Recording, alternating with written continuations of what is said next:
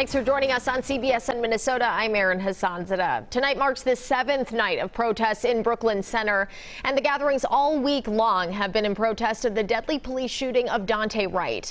This is a live look for you right by the Brooklyn Center Police Department from our Sky 4 chopper. You can see starting to get a little dark there, but there is a group outside where they have been all week. A reminder that there is a curfew for the city of Brooklyn Center that goes into effect at 11 tonight. And David Schuman is at the ongoing protest right now. David, it looks like it's a little smaller than we've seen over the past few days.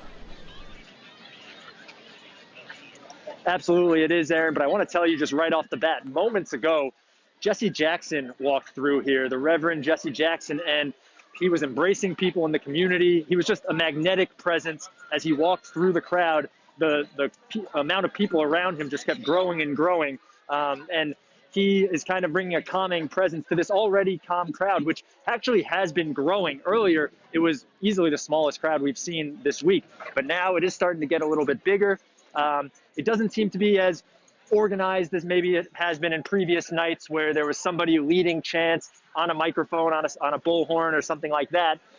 There's really just been a lot of people milling around. They have this double layer of fencing again. And if I want to bring your attention to the right here, if you can see last night where protesters got through that first layer of fencing, that part is now chained over to hopefully prevent that from happening again from the law enforcement standpoint.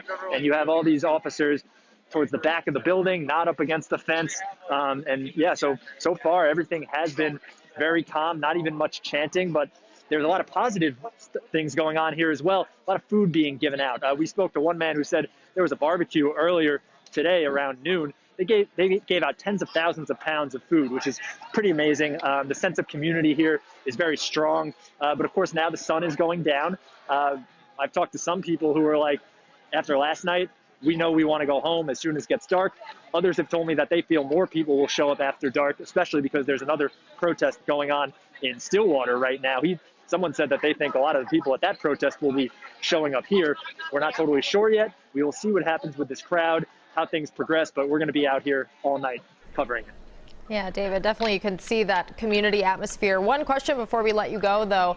I know Reg Chapman reported yesterday that there wasn't that direct face-to-face between, the officers guarding the police station and the protesters. Are they behind vehicles tonight, or are people going to be face-to-face? Right now, they're not face-to-face, but as we've seen out here, things can change in an instant. We've heard from multiple people how last night it flipped on a dime. They felt like everything was going fine, especially after Thursday night when everything was so calm and no arrests were made the entire night. So it's hard to tell exactly how things will play out, but I think the people who are here that plan on staying, they are ready for whatever they need to do for their own safety.